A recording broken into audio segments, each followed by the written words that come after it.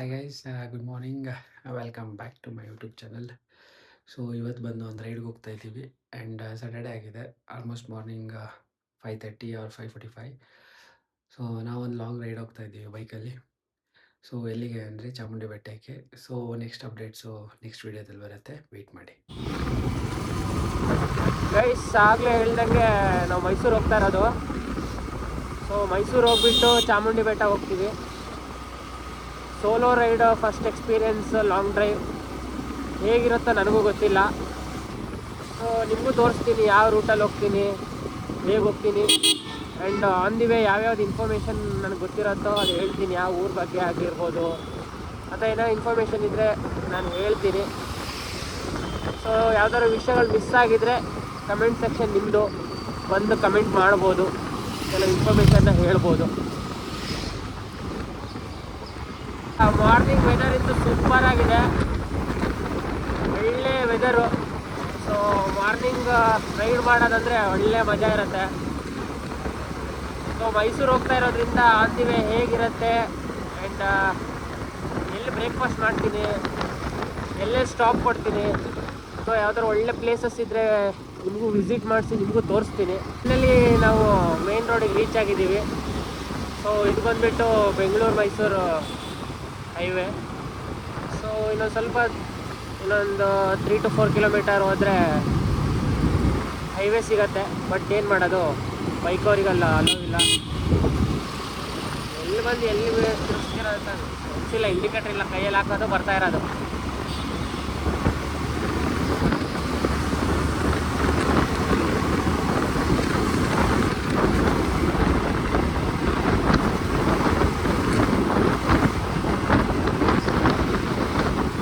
ಇಲ್ಲಿಂದನೇ highway start ಆಗೋದು. So super ಆಗಿದೆ ಮಾತ್ರ ಹೈವೇ. ಅದು ಕಾರ್ ಅವರಿಗೆ ಅಥವಾ ಬಸ್ ಅವರಿಗೆ ಹೋಗೋರಿಗಿಂತೂ ಹೇಳು ಮಾಡಿಸ್ದಂಗಿದೆ. ಏನು ಮ್ಯಾಕ್ಸ್ ಟು ಮ್ಯಾಕ್ಸ್ 1.5 ಅವರಲ್ಲಿ ರೀಚ್ ಆಗಿಬಿಡ್ತಾರೆ ಬೆಂಗಳೂರಿಂದ ಮೈಸೂರಿಗೆ. ಬಟ್ ಬೈಕವರಿಗೆಲ್ಲ ಅಲೋ ಇಲ್ಲ, ಯಾಕಂದರೆ ಸ್ಪೀಡ್ ರೆಸ್ಟ್ರಿಕ್ಷನ್ಸ್ ಇರೋದ್ರಿಂದ ಬೈಕವ್ರಿಗೆ ಅಲೋ ಮಾಡಲ್ಲ ಅಲ್ಲಿ. ಆ್ಯಂಡ್ ಸೇಫ್ ಕೂಡ ಅಲ್ಲ ಅಂತ ಬೈಕವರಿಗೆ ಬೈಕ್ ಹೋಗಬಾರ್ದು ಅಂತ ಬ್ಯಾನ್ ಮಾಡಿದ್ದಾರೆ.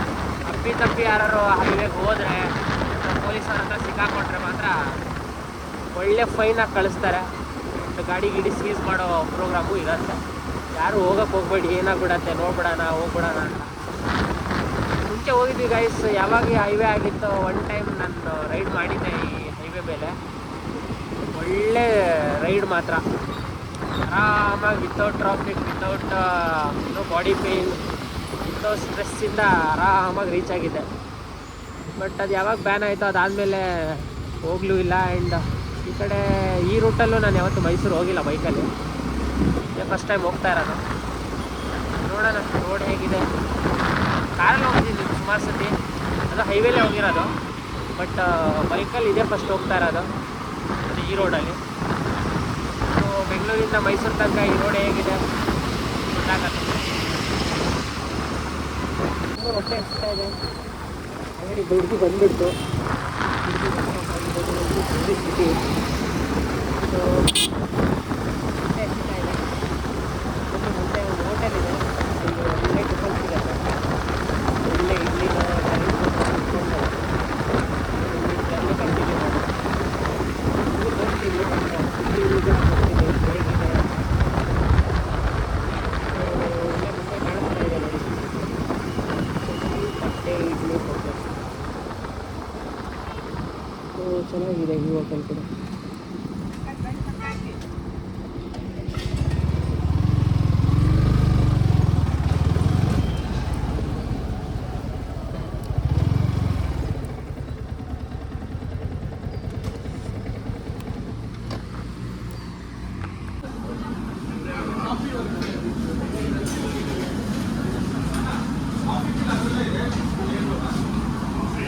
ಟಿಫನಿಗೆ ನಿಲ್ಲಿಸಿದೆ, ಒಳ್ಳೆ ಟಿಫನ್ ಆಯಿತು. ಟಿಫನ್ ತಿಂದುಬಿಟ್ಟು ಒಂದು ಒಳ್ಳೆ ಕಾಫಿ ಕುಡ್ಕೊಂಡು ಇವಾಗ ಮುಂದಿನ ರೈಡ್ ಕಂಟಿನ್ಯೂ ಮಾಡ್ತೀವಿ. ಸೊ ನೋಡೋಣ ಮುಂದೆ ಎಲ್ಲ ಸ್ಟಾಪ್ ಮಾಡಿದ್ರೆ ಅದು ಏನು ಮಾಡಿದ್ವಿ, ಎಲ್ಲಿ ಹೋಗಿದ್ವಿ ಅಂತ ತೋರಿಸ್ತೀನಿ. ಇವಾಗ ಟಿಫನ್ ಆಯಿತು ಜಸ್ಟ್ ನಾವು.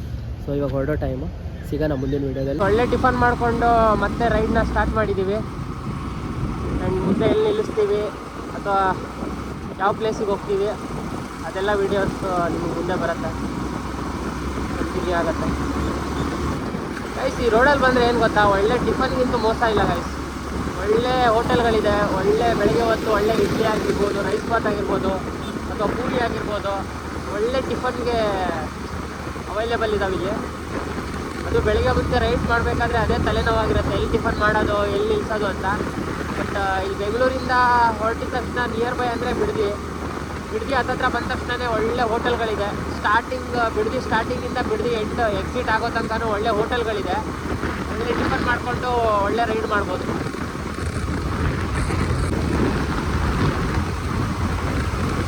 ನೋಡಿ ರೋಡ್ ಹೇಗಿದೆ, ಸೂಪರಾಗಿ. ಈ ಥರ ರೋಡ್ ಇದ್ದರೆ ಗೈಸ್ ಎಷ್ಟು ದೂರ ಬೇಕಾದ್ರೆ ರೈಡ್ ಮಾಡ್ಬೋದು. ಈ ಥರ ಲಾಂಗ್ ಡ್ರೈವ್ ಹೋಗ್ಬೇಕಾದ್ರೆ ಎಲ್ಲ ರೈಡ್ ಮಾಡಬೇಕಂದ್ರೆ ಈ ಥರ ರೋಡ್ ಖಾಲಿ ಇದ್ದು ಸೂಪರಾಗಿದ್ಬಿಟ್ರೆ ಆರಾಮಾಗಿ ರೈಡ್ ಮಾಡ್ಬೋದು ಗೈಸ್. ನಾವು ಮನೆ ಬಿಟ್ಟಿರೋದು 6:15 ಅನಿಸುತ್ತೆ. ಆಲ್ರೆಡಿ ಇವಾಗ ಟೈಮ್ ನೋಡಿ 8 ಆಗ್ಬಿಡ್ತು. ಆಲ್ರೆಡಿ 2 ಅವರ್ ಆದರೂ ನಾವು ಇನ್ನೂ ಬಿಡ್ಲಿ ಕ್ರಾಸ್ ಮಾಡಿಲ್ಲ. ಫೈನಲಿ ನಾವು ಮಂಡ್ಯ ರೀಚ್ ಆದ್ವಿ. ಸೊ ಮಂಡ್ಯ ಬಂದುಬಿಟ್ಟು ಸಕ್ಕರೆ ಫೇಮಸ್ಸು, ಸಕ್ಕರೆ ಬೆಲ್ಲ. ಆ್ಯಂಡ್ ಇಲ್ಲಿ ತುಂಬ ಫೇಮಸ್ ಸ್ಟಾರ್ ಆ್ಯಂಡ್ MLA ಬಂದು ನಿಮಗೆಲ್ಲ ಗೊತ್ತೇ ಇರುತ್ತೆ, ಅಂಬರೀಷಣ್ಣ. ನೋಡಿ ಗೈಸ್, ಲೈವ್ ಎಕ್ಸ್ಟೆಂಟ್ ಆಗಿದೆ. ಟ್ರ್ಯಾಕ್ಟರ್ ಬಂದು ಉದ್ದಿರೋದು.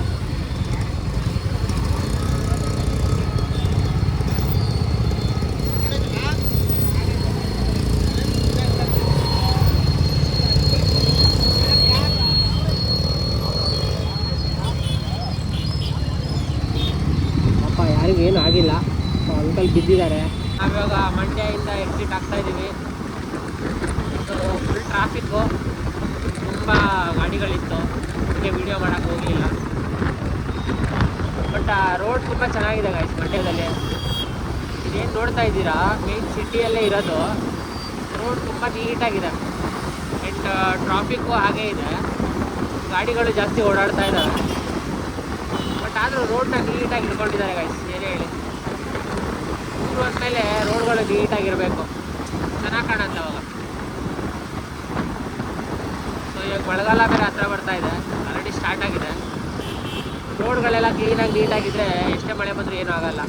ರೋಡ್ಗಳು ಚೆನ್ನಾಗಿಲ್ಲ ಅಂದರೆ ಮಳೆಗಳೇ ಜಾಸ್ತಿ ಬಂದರೆ ಎಲ್ಲ ರೋಡ್ಗಳೆಲ್ಲ ಹಾಳಾಗತ್ತೆ ಮತ್ತೆ.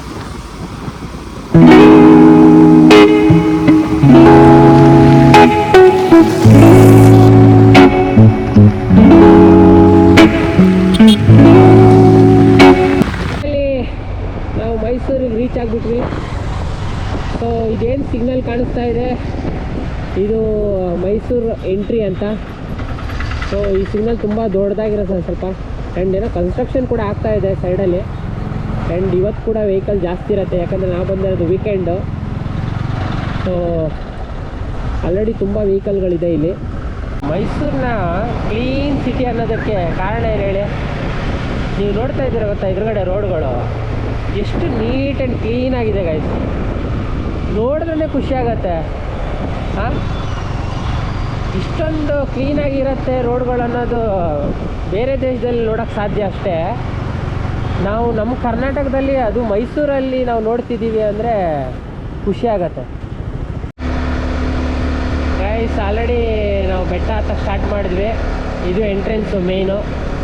ಸೊ ಇಲ್ಲಿಂದ ಒಂದು 9 ರಿಂದ 10 ಕಿಲೋಮೀಟ್ರ್ ಇರ್ಬೋದು ಬೆಟ್ಟಕ್ಕೆ. ಸೊ ರೋಡ್ ಮಾತ್ರ ಸೂಪರಾಗಿದೆ ಗೈಸ್, ವ್ಯೂ ಆಗಿರ್ಬೋದು ಬೆಟ್ಟದ್ದು. ಆ್ಯಂಡ್ ರೋಡ್ ಕೂಡ ಅಷ್ಟೇ ಕ್ಲೀನಾಗಿ ನೀಟಾಗಿದೆ. ಒಂಥರ ಜಿಗ್ಜ್ಯಾಗ್ ಇದೆ ರೋಡು, ಬಟ್ ತುಂಬ ಚೆನ್ನಾಗಿದೆ ಗೈಸ್. ಫೈನಲಿ ರೀಚ್ ಆದ್ವಿ. ಸೊ ಇದೇ ಎಂಟ್ರೆನ್ಸು.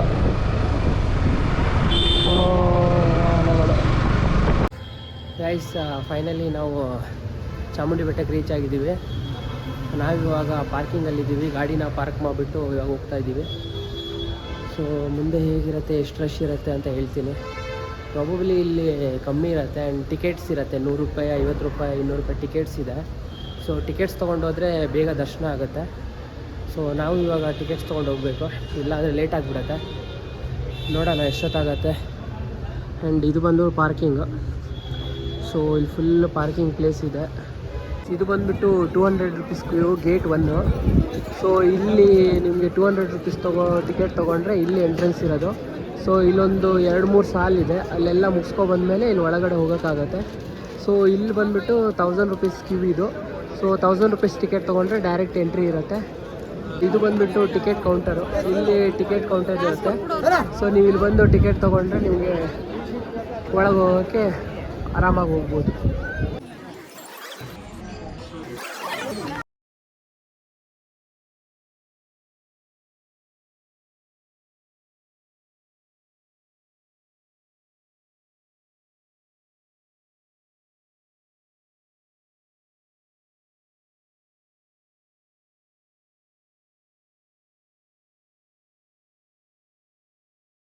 ಫೈನಲಿ ದರ್ಶನ ಮುಗಿತು. ಆಲ್ರೆಡಿ ದೇವಸ್ಥಾನದೊಳಗೆ ಹೋಗಿ ಒಳ್ಳೆ ದರ್ಶನ ಮುಗಿಸ್ಕೊಂಡ್ಬಂದು ಆಲ್ಮೋಸ್ಟ್ 1 ಅವರ್ ಆಯಿತು. 200 ರುಪೀಸ್ ಟಿಕೆಟ್ ತೊಗೊಂಡು ಆಲ್ಮೋಸ್ಟ್ 1 ಅವರ್ ಆಯಿತು.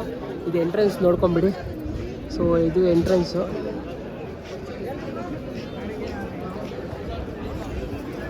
ಸೊ ನೋಡಿ ಜನ ಹೇಗಿದ್ದಾರೆ ಅಂತ ಇಲ್ಲಿ ಗೊತ್ತಾಗತ್ತೆ. ಸೊ ಫುಲ್ ಜನ ಇದ್ದಾರೆ, ಆಲ್ಮೋಸ್ಟ್ ಫುಲ್ ರಶ್ ಇದೆ ಟೆಂಪಲ್ ಇವತ್ತು. ದೇವಸ್ಥಾನದಿಂದ ಆಚೆ ಬಂದರೆ ಒಳ್ಳೆ ಶಾಪಿಂಗ್ ಕಾಂಪ್ಲೆಕ್ಸ್ ಥರ ಇದೆ. ಸೊ ನೋಡಿ ಇಲ್ಲೆಲ್ಲ